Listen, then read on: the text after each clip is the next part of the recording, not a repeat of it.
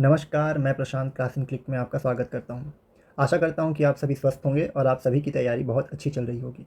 जैसा कि आप सभी जानते हैं कि हमारे द्वारा छत्तीसगढ़ सीएमओ भर्ती की परीक्षाएँ जो वन डे एग्ज़ाम के तहत हो सकती हैं, उसकी निःशुल्क कक्षाएँ देने का वादा किया गया था।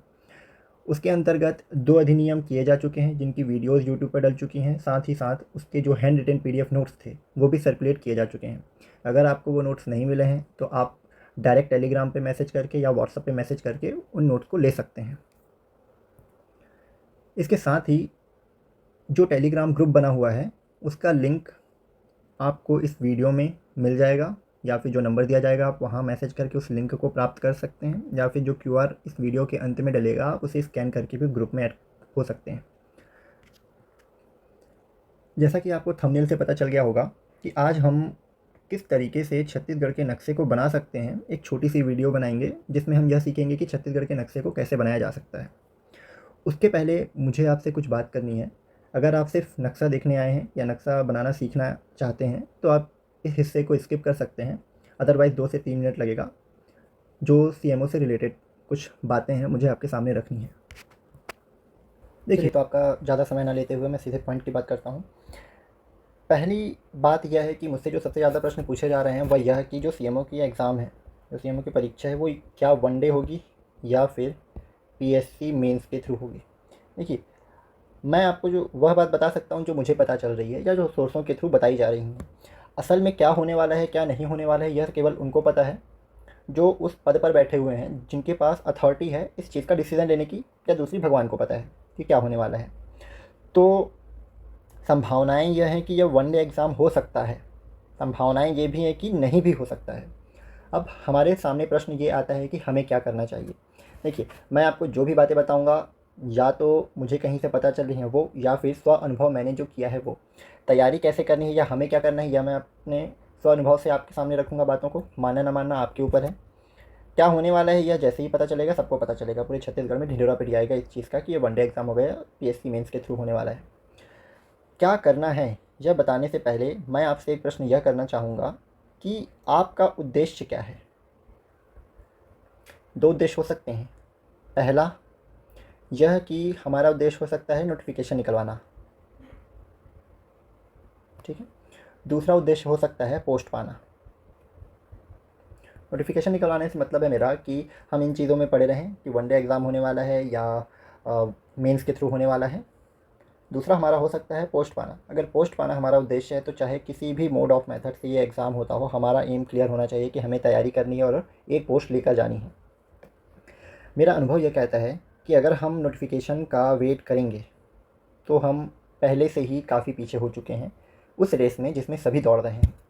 देखिए, अगर नोटिफिकेशन वन डे एग्ज़ाम का भी आता है या मेंस के भी आता है तो 50-60 पोस्ट से ज़्यादा पोस्ट नहीं आने वाली है सीएमओ की, ठीक है। आप सोचिए कि कितने ज़्यादा लोग तैयारी कर रहे हैं इस चीज़ के लिए। बहुत कड़ा कंपटीशन होने वाला है। अगर हम अपने समय को इन चीज़ों पे, अपनी एनर्जी को इन चीज़ों पे व्यर्थ करते जाएंगे कि वन डे एग्ज़ाम में या मेंस में या इस तरीके से उस तरीके से, तो तैयारी हमारे लिए है ही नहीं फिर। दूसरा है कि अगर हमारा एम पोस्ट पाना है तो हमारा फोकस होना चाहिए अपनी तैयारी पे। चाहे वो किसी भी तरीके से एग्ज़ाम ले ले, हम पहले से प्रिपेयर होने चाहिए। इस क्लास को लाने का मेरा उद्देश्य यही था कि आपकी जो एनर्जी है वो वेस्ट ना हो इधर उधर। आपको जो चीज़ चाहिए वो मैं प्रोवाइड कर दूँ, आपका काम सिर्फ एक रहे, वो है पढ़ना, ठीक है। मैं पीडीएफ नोट्स भी इसीलिए दे रहा हूँ। देखिए, हार्ड कॉपी मैं नहीं दे सकता हर किसी को, पीडीएफ नोट्स मैं प्रोवाइड कर सकता हूँ, तो वो प्रोवाइड कर रहा हूँ आपको। हार्ड कॉपी निकाल के पढ़नी है आप पढ़ लीजिए, मोबाइल से पढ़ना है पढ़ लीजिए, टैबलेट से पढ़ना है पढ़ लीजिए। आप अपनी एनर्जी से पढ़ने में लगाइए।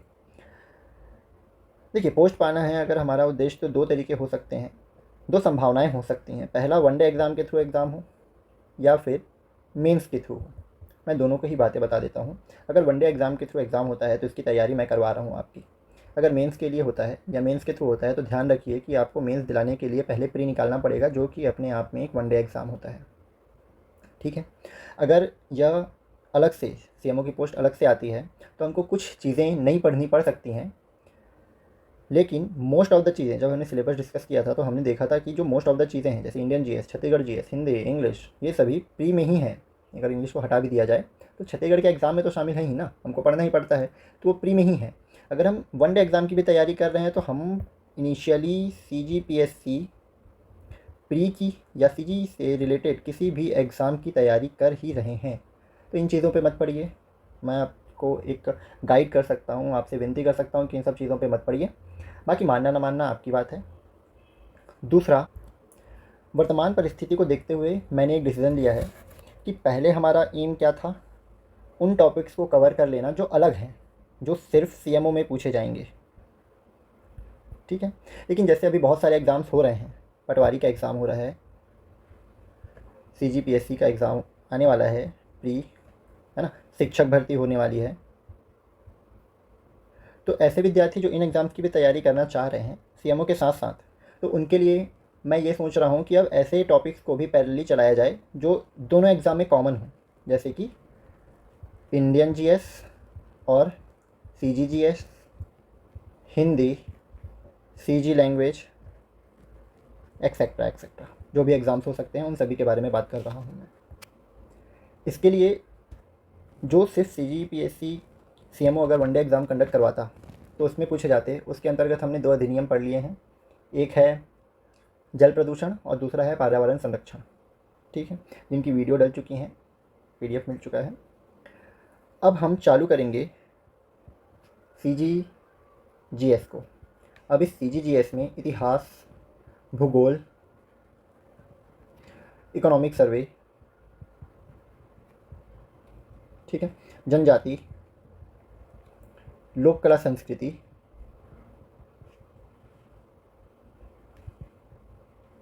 पर्यटन, ये सभी शामिल होंगे। दूसरी चीज़, आप इस चीज़ को दिमाग से निकाल दीजिए कि ये कक्षाएँ बीच में बंद हो जाएंगी या रुक जाएंगी। अगर मैंने कहा है मैं पूरा कंप्लीट करवाऊंगा तो चाहे जैसा भी हो मैं कंप्लीट करवा के ही रहूँगा। हालांकि जॉब की वजह से मुझे उतना ज़्यादा टाइम नहीं मिल पाता है कि मैं दिन भर इन चीज़ों में लगे रहूँ, लेकिन कंप्लीट करवा के दूँगा, ये गारंटी है। तीसरी चीज़ है, ये जो तैयारी मैं करवा रहा हूँ आपको, ये वनडे एग्ज़ाम के बेसिस पे है, ठीक है। तो छत्तीसगढ़ में जितने भी वनडे एग्ज़ाम्स होते हैं उन सभी को ध्यान में रख के तैयारी करवाई जाएगी। और जो पीडीएफ दिए जाएंगे आपको, पीडीएफ नोट्स दिए जाएंगे, वो भी वनडे एग्ज़ाम को ही ध्यान में रखकर बनाए जा रहे हैं। आपको उनसे बाहर पढ़ने की कतई ज़रूरत नहीं है। देखिए, मैं उन टीचर्स में से नहीं हूँ जो यह दावा करे कि सब चीज़ें उसी से आएंगी, लेकिन मैं ये दावा करता हूँ कि अगर आपने उन नोट्स को बहुत अच्छे से पढ़े तो आप एक पोस्ट लेकर जाएंगे, इस चीज़ की गारंटी मिलेगी। खैर, लमसम मुझे इतनी ही बातें करनी थी। अगर कुछ और बातें होंगी मैं आगे की वीडियो में आपसे शेयर करूँगा। अब जाते हैं सीधा मैपिंग की तरफ, ठीक है। देखिए, अगर हम कोई चीज़ पहले पढ़ रहे हैं तो हमारे लिए यह जानना ज़रूरी है कि हमें उसे क्यों पढ़ना चाहिए। तो इसका जवाब यह है कि पहला, आप छत्तीसगढ़ में रहते हैं। दूसरा, आप छत्तीसगढ़ के किसी अधिकारी बनने की तैयारी कर रहे हैं। तीसरा, आप एक एस्पिरेंट हैं तो आपको यह सामान्य ज्ञान पता होना चाहिए। छत्तीसगढ़ में कितने ज़िले हैं, कितने संभाग हैं, किस संभाग में कौन कौन से ज़िले शामिल होते हैं, यह सभी आपको पता होना चाहिए। इसका याद करने का सबसे अच्छा तरीका है मैप के थ्रू याद करना, और आपको छत्तीसगढ़ का मैप बनाना आना चाहिए।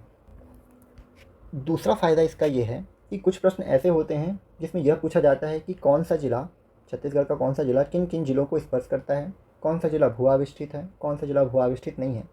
आप 33 के 33 ज़िलों को, उससे लगने वाले राज्य को याद कर ही नहीं सकते। क्षमा कीजिएगा, राज्य के नहीं, उससे लगने वाले ज़िलों को याद कर ही नहीं सकते। मैं किसी भी एक ज़िले को नाम दे दूं और आपसे ये कहूं कि आप उसके आसपास के ज़िलों को बताइए, आप याद नहीं रख सकते। मैं मान ही नहीं सकता कि आप याद रख पाएंगे। सबसे आसान तरीका क्या है, एक मैप याद कर लेते हैं। अगर उससे 1 या 2 प्रश्न बन भी जाते हैं तो बहुत आसानी होती है। उसके पहले चलिए ये समझते हैं कि कितने संभाग हैं और कितने ज़िले हैं, ठीक है। छत्तीसगढ़ में कुल 5 संभाग हैं, ठीक। सबसे ऊपर सरगुजा संभाग है, उसके नीचे बिलासपुर, फिर बाएं तरफ दुर्ग, दाएं तरफ रायपुर और सबसे नीचे बस्तर संभाग है। सरगुजा संभाग में 6 ज़िले, बिलासपुर में 8, दुर्ग में 7, रायपुर में 5 और बस्तर में 7 ज़िले हैं। देखिए, अगर आप ऑफलाइन क्लास में होते तो मैं बार बार आपसे ये मैप बनवाता और आपकी प्रैक्टिस हो जाती कि इस मैप को किस तरीके से बनवाना है। हालांकि अभी आप यूट्यूब पर वीडियो को देख रहे हैं तो आपके पास ये सुविधा है कि आप इस वीडियो को पीछे कर सकते हैं, ठीक है। तो जब तक आपको समझ में नहीं आ जाता तब तक आप इसे बार बार रिवाइंड करके देखते रहिए कि किस तरीके से मैप बनाया जा रहा है। दूसरी चीज़, आपको लमसम आइडिया होना चाहिए कि आउटलाइन कैसी बनती है। आप मानचित्रकार नहीं है कि आपको एग्जैक्ट सभी चीज़ें पैरामीटर के हिसाब से लेनी है, कुछ ऊपर कुछ नीचे चलेगा, लेकिन देखने में वह छत्तीसगढ़ का नक्शा लगना चाहिए। कहीं इंडिया पाकिस्तान मत कर दीजिएगा उसका। देखिए, यह देखने में कुछ हद तक छत्तीसगढ़ के नक्शे की तरह दिखाई दे रहा है। इसमें आप ध्यान ये रखिएगा कि नक्शा ऊपर तरफ उठा हुआ है, फिर इस तरीके से बाहर निकला है, उसके बाद ये हल्का सा अंदर धंसा हुआ है, फिर ये नीचे जाएगा, ये हमारा बस्तर संभाग बनेगा, फिर ये बाहर निकलेगा, ये हमारा धमतरी रायपुर संभाग बनेगा, फिर यह ऊपर की तरफ जाएगा और मिल जाएगा। तो एक लमसम आइडिया लग गया छत्तीसगढ़ का नक्शा किस तरीके से दिखाई देता है। उसके बाद 5 संभाग हैं, तो हमें 5 संभाग बनाने हैं।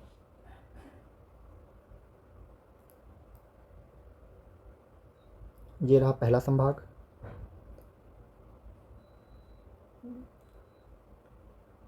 ये रहा दूसरा संभाग जो हल्का सा उठा हुआ होगा, ये तीसरा संभाग, और ये रहा चौथा संभाग। ठीक है, इसके बाद संभाग बन गया, उसके बाद जिले बनाते हैं। ठीक है, अगर मैं प्रयास करूँगा कि अलग अलग कलर से बनाऊं ताकि आपको समझने में आसानी हो कि कौन सा संभाग किस जिले को रिप्रेजेंट कर रहा है। ये रहा पहला, ये मनेन्द्रगढ़ चिरमिरी भरतपुर, उसके बाद कोरिया, फिर सूरजपुर। इस तरीके से एक लाइन जाएगी बलरामपुर के लिए। इस लाइन को 2 हिस्सों में बांटेंगे, एक बनेगा सरगुजा, एक बनेगा जशपुर। ठीक है, इसके बाद रायपुर संभाग में आते हैं। तो इस तरीके से एक लाइन आएगी और मुड़कर यहाँ पे जॉइंट होगी, ये बनेगा हमारा रायगढ़। इसमें आप इस तरीके से याद रखिएगा, उस पार से इस पार। ठीक है, एक लाइन इस तरीके से बनेगी और एक लाइन उस पार से इस पार इस तरीके से बनेगी। आपको यह ध्यान रखना है कि किस लाइन के बाएं साइड से किस लाइन के दाएं साइड तक हमको एक लाइन को मिलाना है। उस पार से इस पार मैंने कहा था, यहाँ से यहाँ और यहाँ से यहाँ। ठीक है, एक लाइन जो इन दोनों को ज्वाइन करेगी ऊपर, और उसके नीचे एक लाइन जो इन दोनों को ज्वाइन करेगी। मैं फिर कह रहा हूँ कि पैरामीटर्स पे नहीं जाएंगे, हमको एक लमसम आइडिया चाहिए कि कौन सा जिला कहाँ पर स्थित है। इन दोनों को डिवाइड करेंगे। ठीक है, ये है हमारा गौरेला पेंडा मरवाही, ये रहा कोरबा, ये रायगढ़, ये मुंगेली, बिलासपुर, जांजगीर चांपा और नया नवेला जिला सक्ती। ठीक, कलर बदलते हैं। इसके बाद दुर्ग संभाग बनाएंगे। तो एक लाइन जो बीच से काटेगी दुर्ग संभाग को, पीछे वाली लाइन पर 3 जिले, 1 2 3, आगे वाली लाइन पे 4 जिले। तो उसके लिए ना जो लाइन बनी हुई है, हमने ये लाइन बनाई थी ना, उसको 2 हिस्सों में बांटेंगे इस तरीके से, और ये वाली जो लाइन बनाई हुई थी उसको 2 हिस्सों में बांटेंगे इस तरीके से। मैं धीरे धीरे इसलिए समझा रहा हूँ ताकि एक बार आपके दिमाग में बैठ जाए, उसके बाद फिर आप इसको प्रैक्टिस के थ्रू समझ सकते हैं। ये रहा एक लाइन और ये रहा एक लाइन। तो 1 2 3 पहली लाइन पे, और 1 2 3 4 जिले दूसरी लाइन पे। ठीक है, इसके बाद जांजगीर चांपा से एक लाइन लेनी है जो ऊपर रहेगी लाइन के। ये जो हमको एक लाइन दिख रही है ना, ये वाली, इसके ऊपर रहेगी। इससे एक लाइन लेनी है, वो इस लाइन के ऊपर रहेगी। ये वाला जो ज़िला है ये बलौदा बाज़ार है। ठीक, और ये वाला रायपुर। उसके बाद बलौदा बाज़ार से एक लाइन लेनी है, ये बनेगा हमारा सारंगढ़ बिलाईगढ़। दूसरी लाइन लेनी है, ये बनेगा हमारा महासमुंद। एक लाइन इस तरीके से जाएगी। ध्यान रखिएगा यहाँ पे ना गैप छोड़ेंगे, क्योंकि यहाँ पे धमतरी उड़ीसा से मिलता है, और ये वाला जो ज़िला है बगल में वो है गरियाबंद। ठीक, ये जो लाइन दिख रही है आपको, इस लाइन के उस पार से एक ज़िला बनाएंगे, ये रहेगा कांकेर। एक सीधी लाइन खींच देंगे और इस सीधी लाइन को 2 हिस्सों में बांटेंगे। ये होगा हमारा नारायणपुर, और ये होगा हमारा कोंडागांव। ठीक, जो लाइन हमने नारायणपुर के लिए खींची थी उसके दाएं तरफ से एक जिला बनाएंगे जो होगा हमारा दंतेवाड़ा। इसके 2 पैर निकाल देंगे, तो ये वाला जो जिला बना ये है हमारा सुकमा। ये है दंतेवाड़ा, ये हो गया बस्तर, और ये हो गया बीजापुर। ठीक है, बाकी जिलों को भी नाम दे देते हैं। ये है हमारा मनेंद्रगढ़, चिरमिरी, भरतपुर, उसके बगल में है कोरिया, उसके बगल में है सूरजपुर, ऊपर तरफ है बलरामपुर, ये है सरगुजा, यह है जशपुर,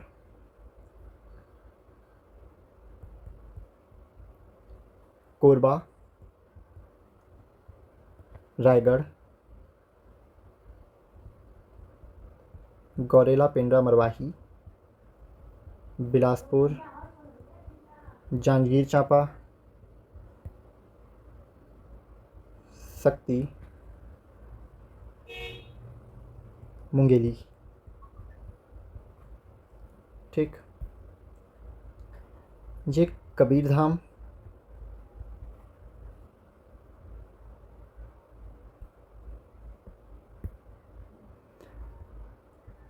खैरागढ़, छुई खदान, गंडई, राजनांदगांव, मोहला, मानपुर, अंबागढ़ चौकी, बीच में दुर्ग, ऊपर बेमेतरा और नीचे बालोद। देखिए, मैं ना अक्सर इन ज़िलों में कंफ्यूज होता हूँ कि बालोद कहाँ है और बेमेतरा कहाँ है। तो इसको याद रखने के लिए मैंने जो ट्रिक अपनाई वो कि जब हम बिल्डिंग बनाते हैं तो नीचे बल की ज़्यादा ज़रूरत पड़ती है ना, बेस मजबूत होना चाहिए। इसलिए आप याद रखिए, नीचे बल रहेगा, ऊपर बेमेतरा है। आप रिलेट करके याद रख सकते हैं, क्योंकि कई बार कन्फ्यूज़न होता है। मुझे लगता है कि अगर मुझे कन्फ्यूज़न हो रहा है तो 10 में से 2-3 को तो कन्फ्यूज़न हो ही रहा होगा, इसलिए मैं बता देता हूँ। ठीक, उसके बाद ये रहा बलौदा बाज़ार, ये अपनी राजधानी रायपुर, ये है धमतरी, ये गरियाबंद, गरियाबंद के ऊपर महासमुंद, महासमुंद के ऊपर सारंगढ़, बिलईगढ़।